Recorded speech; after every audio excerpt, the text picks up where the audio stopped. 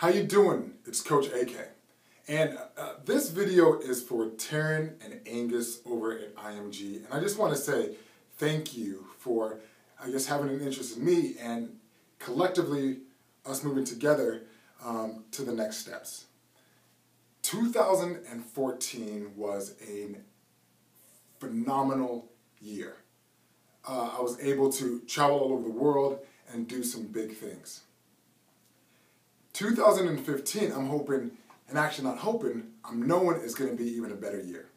And that's mainly because, not because I'm hoping for the best, even though that is one of the important factors, but it's really 2015 is going to be an enormous year because I'm going to make the necessary steps to make sure that happens. So in this video, I'm going to be straight from the cuff, no edits.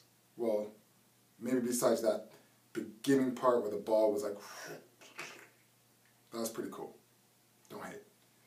But overall, what this is going to be is to help you have a productive 2015 year.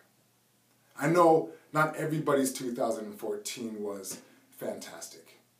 But every year, every day we get a chance to change and begin to take control of our lives and to begin moving forward in a positive direction. Today, it's January 25th. And for most of us, we may be 24 days past our New Year's resolution, right? January 1st was a good day. January 2nd, you didn't work out so well. But now is always a chance for you to get back on track and make sure that 2015 is a positive year. Okay, so I have a few tips for you to make sure this happens.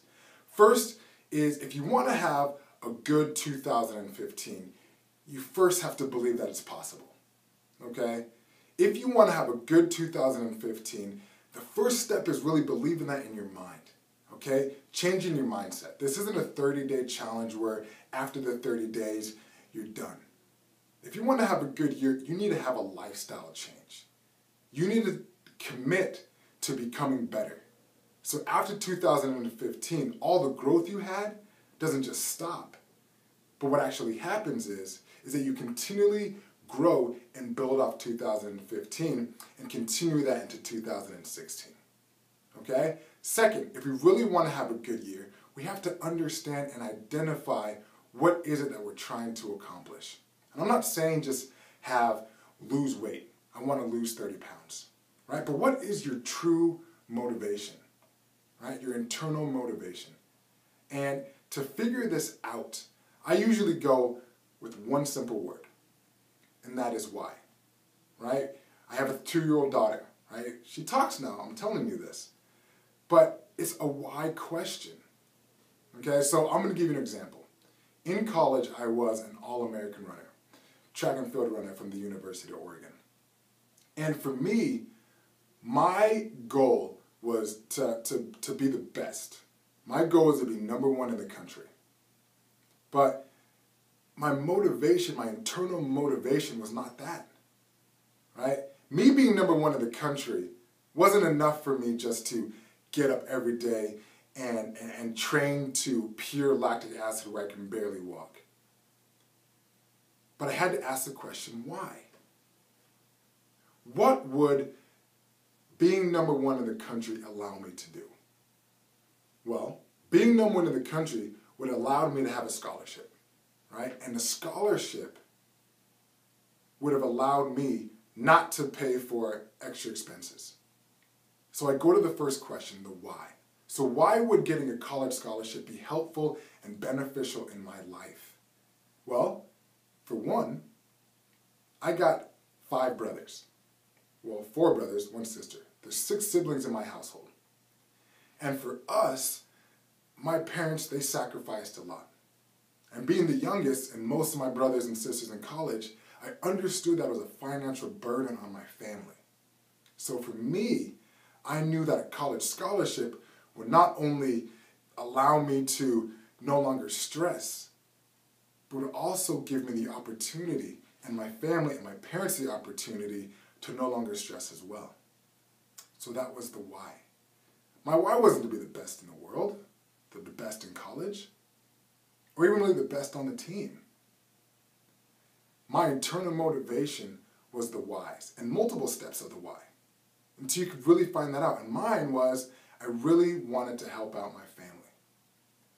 So when at Nationals, when I had the big race, when I was coming down that home stretch, it was my parents that I was thinking about.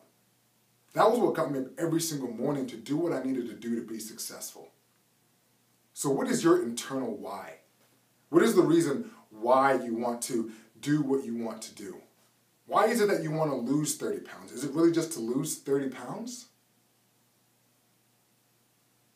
Or is it to be accepted and to be happy? Right? Because the question is, you can still lose that 30 pounds, but you can still not be happy. But the main goal is what's going to get you up every day to be as successful and get that determination to be the best that you can possibly be. And next is, if you really want to have a good 2015, the first thing I want to tell you is to write it down. Own it. Right? Once you write it down, there's more chance and a likelihood of that will happen. Why? Well, if you believe in the law of attraction, as soon as you put something out in the atmosphere, as soon as you write it down and you own it, the universe will surround it and support that idea. If you can't write it down and you don't believe in it, don't expect that every single day you're going to wake up and do what it needs to do to be successful. So that's first. Write it down and also find the right motivation. Number 3, the next thing I want you to do is I want you to be you. Like, what are your goals? What is it that you really want out of life? A lot of people, they look at magazines and they decide, hey, who's this? This celebrity or who's that celebrity? And they try to find out what they're doing to be successful. I admit, a lot of the celebrities, they have had a lot of success in what they do. But overall, figure out what it is that you want. I'm going to tell you a quick example. I mean, we've all had that situation when we're in the car and we are following another person to a particular destination, right? You don't really know where you're going, but you're going to follow your friend from point A to point B. You don't got a MapQuest, you don't got GPS, because you're going to trust that the person in front of you is going to get you to where you need to be. So, you get in the car, and the person in front of you, they take off. Right? When they take a left, you take a left. And when they take a right, you take a right. But at some point, there always comes that time when you're driving and you get those yellows. And when you get those yellows, you get a little nervous inside. You're like, no, I can't afford to miss one of those lights. But sometimes that does happen. You're driving through, the person in front of you speeds on ahead, and it's a red light, and you're stuck. And at that moment, you realize one thing. You realize that you're lost. But the real question is, did you actually really know where you're going in the first place? So the third thing is, figure out what it is and who you are. Chart your own path. What is it that you need to do to find your own success, your own path? Yes, you can look in magazines to find some tips and tricks, but don't be chasing somebody else's dreams, somebody else's passions. Be you. Next is to decide what is really holding you back.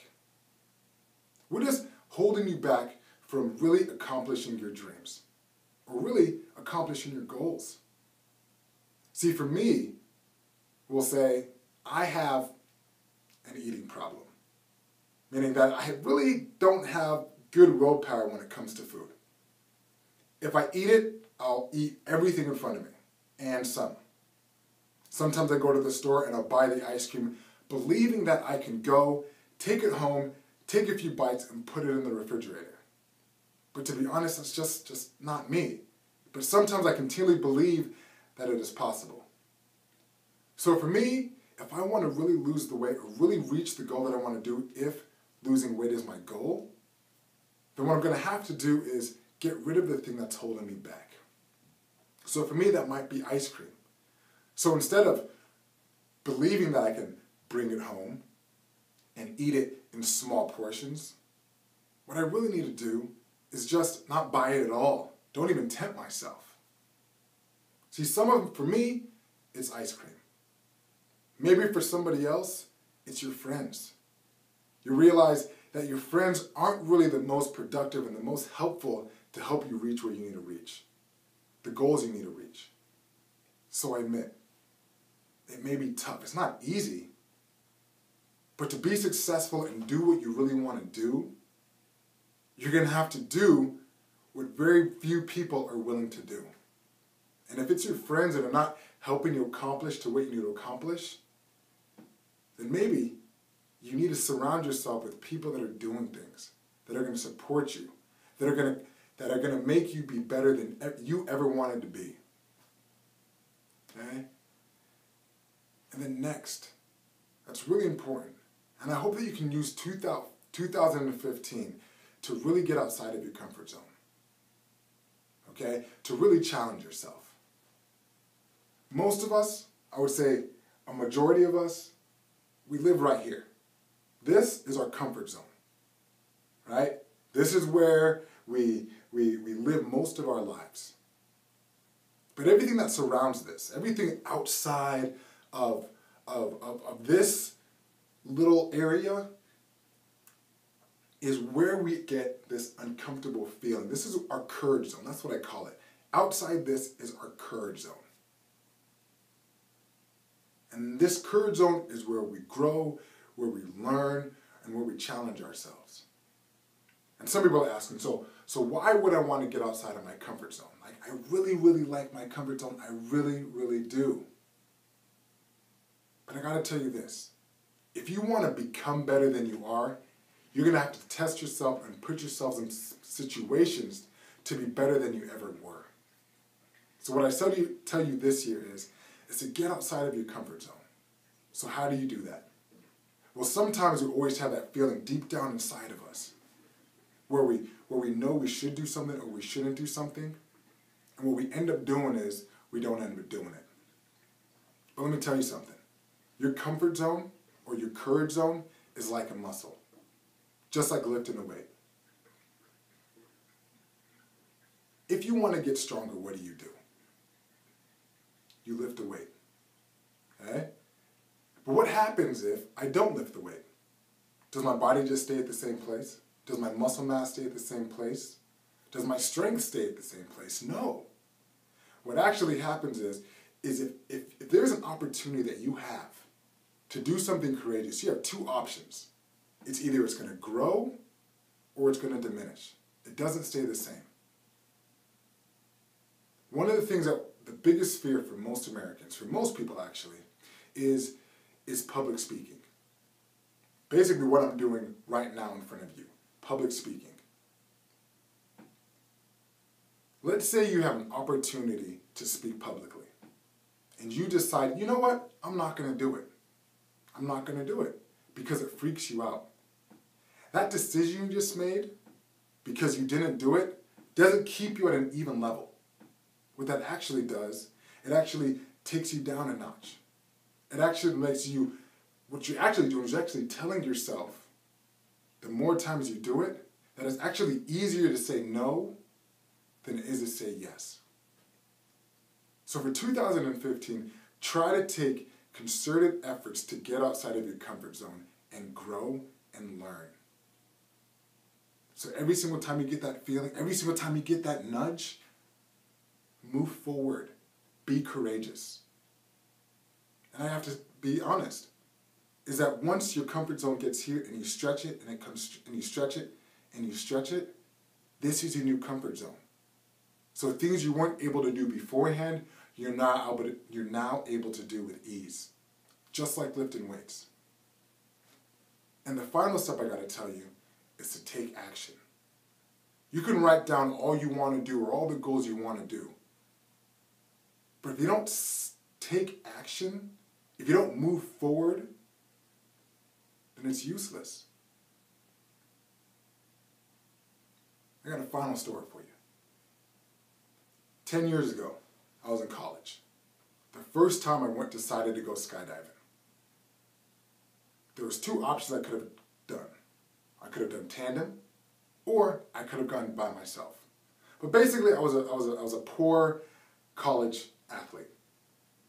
So I decided to go tandem. So I went through the 2-hour course. Actually, was it 2 hours? It was a 30-minute class on what I'm supposed to do. And all I do is, and I remember this, it was 10 years ago, there was only 2 steps that I needed to follow. The first step was, when we get up to our elevation, they're going to open the door, and I got to sit at the edge to the point where I can look down, and there's going to be this ledge that I put my feet on. And they're going to count to 3, and at that point, I jump. That was the first step. The second step was, I was supposed to, when I jump, I'm supposed to put my arms out and really just enjoy the ride. For me, that seemed easy. I sat through the class, I ran through it in my mind a whole bunch of times, and I was ready. So now we go to the next step. When we're going off, we're taking off into the air,